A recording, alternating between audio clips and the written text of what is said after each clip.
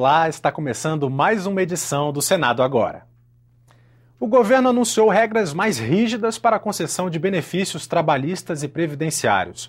No seguro-desemprego, por exemplo, o período de carência para o primeiro pedido de benefício sobe de 6 para 18 meses e passa a ser de 12 meses para o segundo pedido. Também haverá mudanças na pensão por morte. As novas regras devem ser enviadas ao Congresso por medida provisória. Câmara e Senado também possuem projetos para alterar o sistema de previdência social e as relações trabalhistas. Desafios para o país que, ano a ano, apresenta uma maior expectativa de vida da população. Eu pesquisei o assunto. O Brasil possui atualmente 10 trabalhadores ativos para cada aposentado. Em 2050, essa proporção terá caído. A cada 3 pessoas em atividade, outra terá direito à aposentadoria. É o que prevê o Banco Interamericano de Desenvolvimento. E a expectativa de vida da população nessa época será de 80 anos, segundo o IBGE. O envelhecimento da população vai se tornar uma preocupação muito grande para a Previdência. O regime geral da Previdência Social atende hoje a 27 milhões de aposentados e pensionistas e ainda paga mais 4 milhões de benefícios mensais relacionados à assistência social. Segundo o governo, o que o sistema arrecada já é insuficiente para pagar os benefícios. Em 2013, o déficit oficial foi de 51 bilhões de reais. Em um regime à parte, a Previdência tem despesas também com ex-funcionários públicos. Parte deles recebe aposentadoria integral. Os aposentados reclamam do fator previdenciário, um cálculo para ajustar o benefício daqueles que se aposentaram apenas por tempo de contribuição, mas sem levar em conta a idade mínima. A conta, que considera a expectativa de vida, diminui o valor a ser recebido. E aqui no Congresso é constante a pressão por mudanças na Previdência. É preciso alterar o fator previdenciário e fazer isso sim uma previdência universal, igual para todos, da área pública e da área privada. Por exemplo, hoje, quem está no serviço público, executivo, legislativo e judiciário, não tem fator. E quem está no regime geral da Previdência, que o teto é 4.300 mais ou menos, perde a metade na hora de se aposentar. E os outros 3 poderes, ou os 3 poderes, que o teto é 30 mil, não tem fator que se aposenta com salário integral. Isso é que não pode acontecer. Acabar o fator, simplesmente, o governo não pode fazer isso da noite para o dia. Então teria que se discutir, amadurecer isso. Segundo este especialista, as mudanças na Previdência podem ser acompanhadas de alterações nas relações de trabalho. Ele lembra que o governo concedeu desonerações na folha de pagamentos de vários setores da economia, o que prejudicou a arrecadação da Previdência. Além disso, a discussão da jornada de trabalho também poderá ser retomada.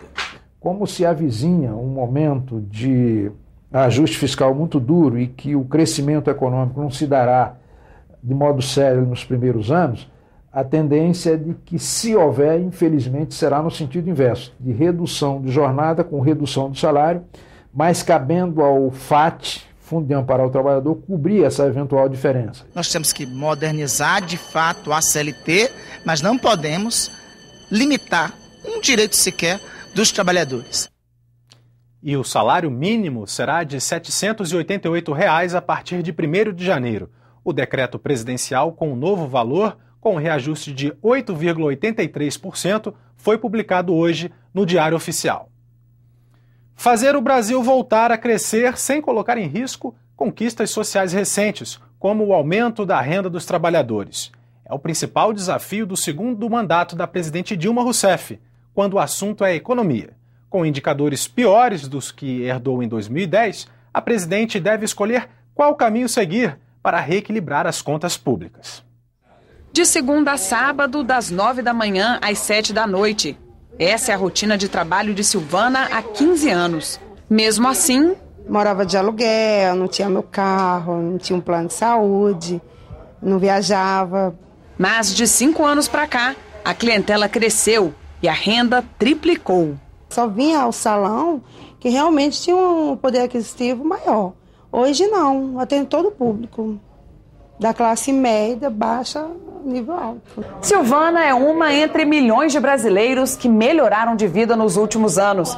passou de coadjuvante a protagonista do mercado consumidor, graças à estabilidade da moeda e às políticas de valorização do salário mínimo, do aumento do nível de emprego e da redução da pobreza.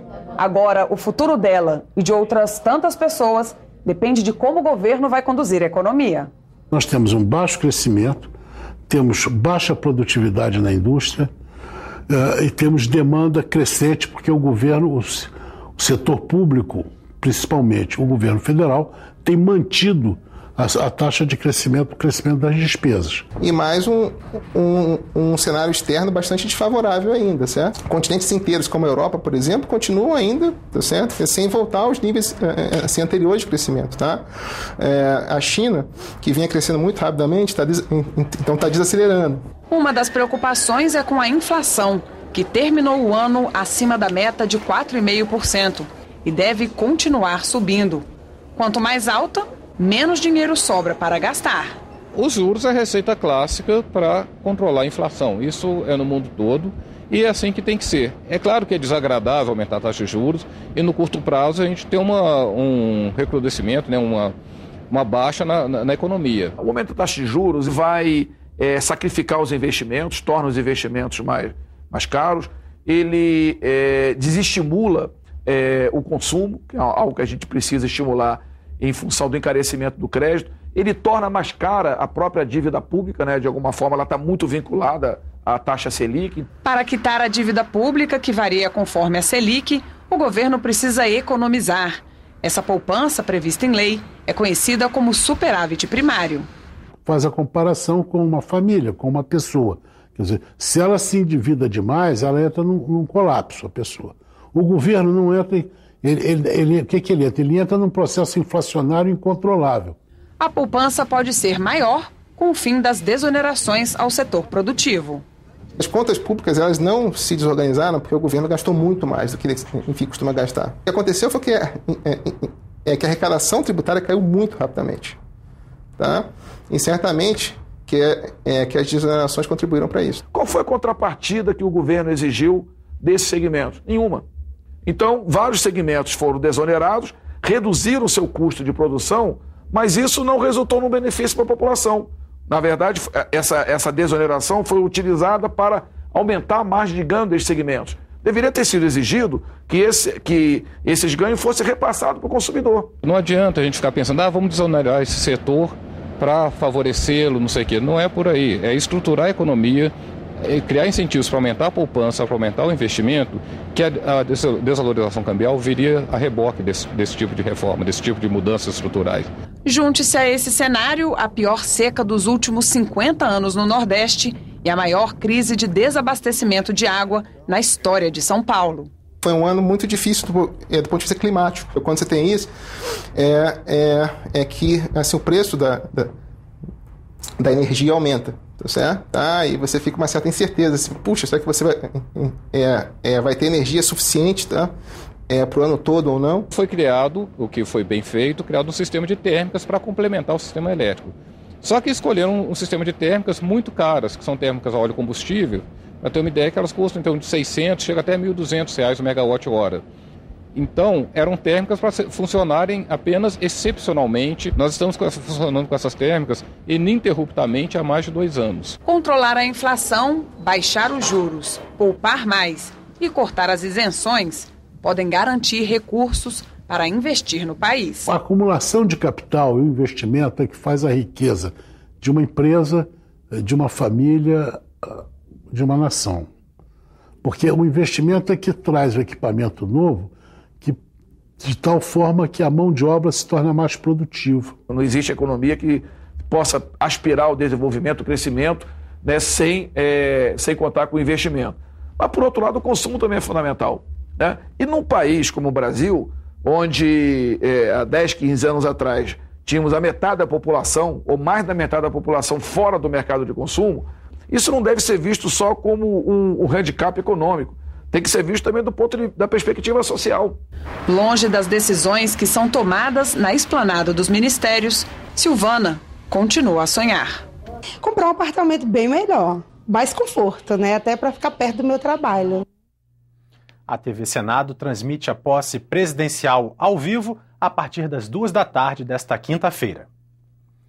O resultado das eleições de 2014 vai obrigar uma nova acomodação das forças políticas no Congresso Nacional. Na Câmara, mais 6 legendas entram em cena. No Senado, partidos médios ganham peso. Vamos ver como ficam as bancadas a partir de fevereiro deste ano. O Senado terá 17 partidos, um a mais do que a atual bancada. É o PPS. Considerando 81 cadeiras, ter 17 partidos realmente é um exagero. As 3 maiores bancadas permanecem com PMDB, PT e PSDB, mas os partidos perdem senadores. O PMDB cai de 20 para 19, o PT de 14 para 13 e o PSDB de 12 para 10. Os grandes partidos obtiveram as maiores bancadas entre esse terço que foi eleito. Nós tivemos também uma participação dos partidos pequenos, mas ela refletiu em grande medida a distribuição que já havia na casa. O PCdoB também diminuiu a bancada em 1 representante, mas o partido que mais perde senadores é o PTB, 3.